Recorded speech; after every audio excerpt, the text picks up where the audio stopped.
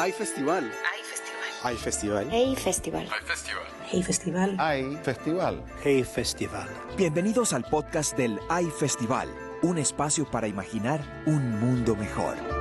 Bienvenidos a Hey Festival Podcast. En esta emisión abordamos un dilema urgente. Ante la crisis climática, ¿es la tecnología la verdadera solución o solo es una anestesia digital? La escritora e investigadora Marta Peirano, autora de Contra el Futuro, conversó con Arturo Marcial Padrón sobre el poder de la comunidad frente a la ilusión de las Smart Cities en la edición de Hey Festival Querétaro 2022. Marta Peirano explica por qué el cambio climático no es un problema técnico, sino político y social, y cómo conocemos soluciones que no aplicamos por falta de voluntad colectiva. Y entonces yo me puse a pensar, ante este futuro prácticamente inmediato, ¿qué aportan las grandes tecnologías de nuestro tiempo, ¿no? ¿Qué soluciones nos proporcionan pues, para poder no solamente gestionar los desastres, sino incluso ayudarnos a adaptarnos a lo que va a ser pues, una nueva manera de vivir en las ciudades, ¿no? Que cada vez pues, son más calurosas, o de vivir en las zonas costeras, que cada vez van a ser más pequeñas. Bueno, pues este tipo de cosas, ¿no? Y me encontré primero con la pregunta de si estoy pensando en tecnologías para el cambio climático, ¿es el cambio climático un problema técnico, ¿no? Porque es la primera cuestión que se aborda cuando empiezas a pensar qué tecnologías nos van a salvar del cambio climático. Y mi conclusión después de hacer la investigación preliminar fue que no. El cambio climático no es un problema técnico porque tenemos tecnologías que nos pueden ayudar a gestionarlo y hasta cierto punto a prevenirlo en muchos casos, ¿no? Es más, en todos los grandes congresos del clima, ¿no? Desde el famoso Acuerdo de París, se plantean tecnologías que nos podrían ayudar a consumir mucha menos energía, a consumir mucha menos agua, a hacer bueno, un montón de cosas que seguimos haciendo a pesar de que sabemos que nos colocan en una situación de fragilidad, pero no las usamos, con lo cual... Y cuando digo no las usamos, me refiero a cada uno individualmente, pero en general, ¿no? No se toman decisiones a nivel de infraestructuras que nos pongan en una situación más cómoda. Entonces, bueno, pues sabiendo que no es un problema técnico, ¿qué clase de problema es? ¿No? ¿Es un problema más bien psicológico? ¿Es un problema más bien político? ¿Es un problema social? Las redes y las plataformas nos prometen conexión, pero en la práctica nos desvinculan del vecino con el que compartimos los mismos problemas físicos y recursos. Peirano lo explica de forma contundente. Mi conclusión después de escribir este libro es que la tecnología no nos va a salvar del cambio climático ni nos va a ayudar a gestionar el cambio climático. Solo nuestra comunidad puede ayudarnos a hacer eso. Es decir, la tecnología nunca te salva, siempre te salvan los demás, pero te puede ayudar a organizarte. Entonces, las tecnologías que ahora mismo dominan nuestro sistema mediático no están diseñadas para ayudarte a organizarte con las personas que tienes alrededor. Muy al contrario, están diseñadas para que tú vivas una vida completamente individualizada de las personas que tienes a tu alrededor. Es decir, estos cacharros están diseñados como literalmente imitando... Es que no sé si se llaman aquí así, imitando a las máquinas tragaperras. ¿Se llaman tragaperras? Tragamonedas, exacto. Son aparatos que están diseñados para separarte de las personas que están junto a ti. Por ejemplo, comparadlo con una tele. Una tele la puedes ver con el resto de tu familia o te puedes ir a un bar y ver la tele con un montón de desconocidos y ver el mismo partido y hacer algo juntos a la vez, ¿no? Esto lo que te hace es, como una máquina tragaperras, que te separa, te lleva a un rincón donde tienes una pantalla individualizada solamente para ti, donde hay una programación que tú has elegido y que es única y exclusivamente para ti y que de hecho está diseñada según todas las actividades que tú has estado haciendo en tus plataformas y redes sociales, ¿no? Es decir, está elegida algorítmicamente para engancharte a ti. Y esto hace que vivamos un mundo mediático muy mediatizado, que parece que está muy conectado, pero que en realidad nos desconecta. ¿Qué ocurre cuando la narrativa tecnológica intenta vendernos la salvación desde Silicon Valley? Arturo Padrón cuestionó este modelo frente al impacto real en el entorno.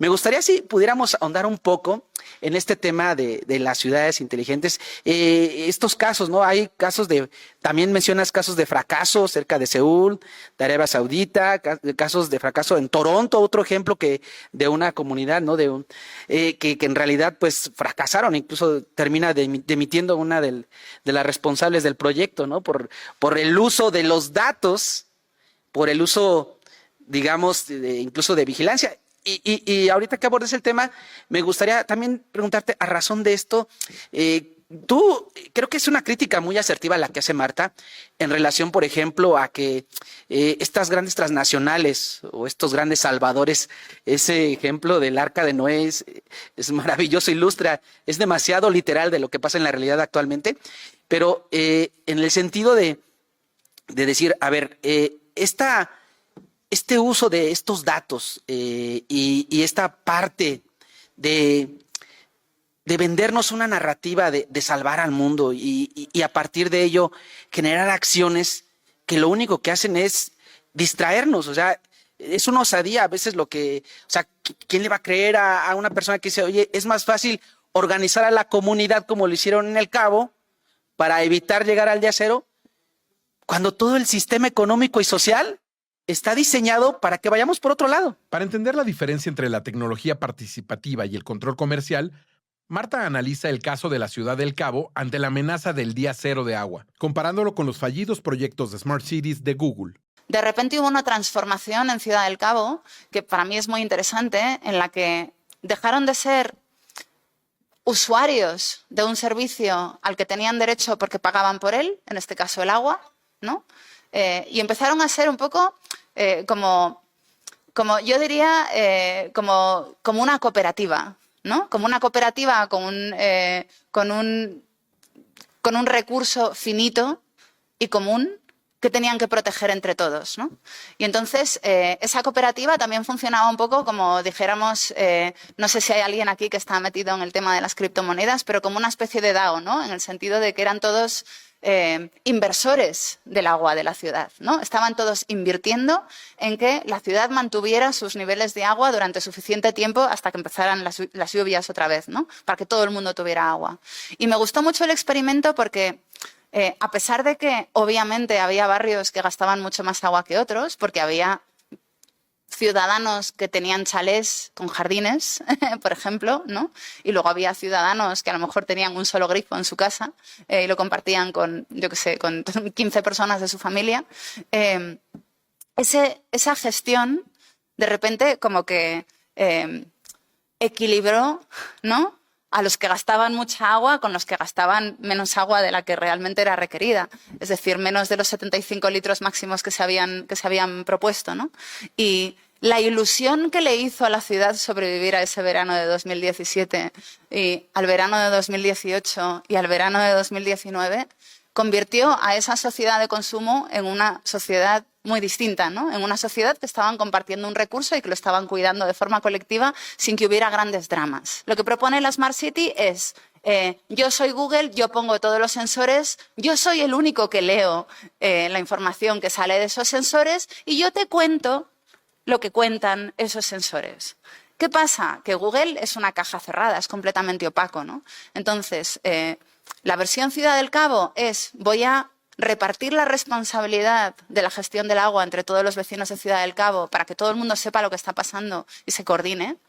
Y la versión de Google es, voy a controlar lo que hacen todos los vecinos de este barrio de Toronto y les voy a decir lo que tienen que hacer a partir de ahora para conducir, para ir a trabajar, para ir al hospital, para ir al colegio, lo que sea, ¿no?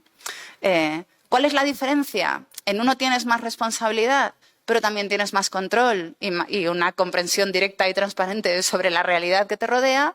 En otro tienes una versión completamente opaca de la realidad que te cuenta una sola entidad que además tiene un negocio que ni siquiera es la gestión del tráfico ni del agua, sino venderte publicidad y campañas políticas. ¿Por qué el intento de Toronto, que se llamó, por si lo queréis buscar en algún momento, se llama Sidewalks Toronto, falló? porque era incompatible con los derechos civiles de los ciudadanos de Toronto. Es decir, falló porque un grupo de vecinos decidió llevarlo a los tribunales, porque para que ese ejercicio de vigilancia sobre los vecinos de Toronto fuera legal, los vecinos de Toronto tenían que renunciar a sus derechos civiles. Y entonces, en el momento en el que se lleva a los tribunales, Google dijo, bueno, no, ya no nos interesa esto de Toronto, vamos a irnos a una ciudad donde los vecinos no sepan que tienen derechos civiles y que los pueden defender en los tribunales, ¿no?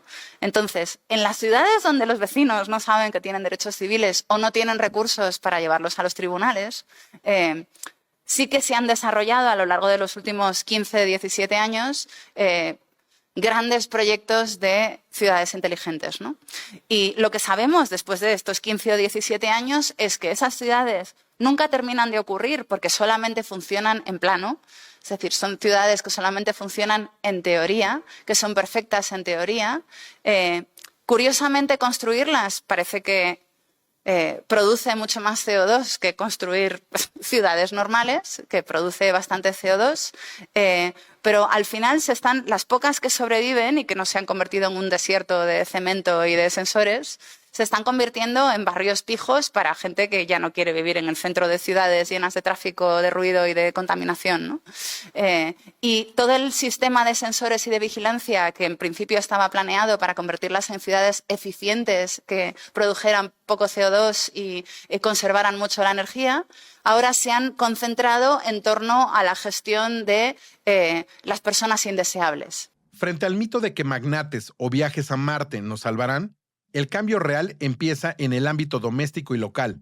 Resolver el problema del agua en nuestro propio edificio y organizarnos de manera comunitaria es la solución en lugar de esperar milagros tecnológicos. Entonces, ¿qué podemos hacer para que China deje de tener problemas de agua? Pues dejar de comprar tonterías por €1, dejar de ver series de Netflix constantemente y empezar a hablar con nuestros vecinos, a ver cómo podemos empezar a poner sensores en nuestras bañeras. Esta es mi solución. Yo no creo que un vecino de México pueda resolver el problema del agua en China. Es más, creo que ninguno de nosotros, incluso en esta sala, si nos empeñáramos mucho, podríamos resolver el problema del agua en México.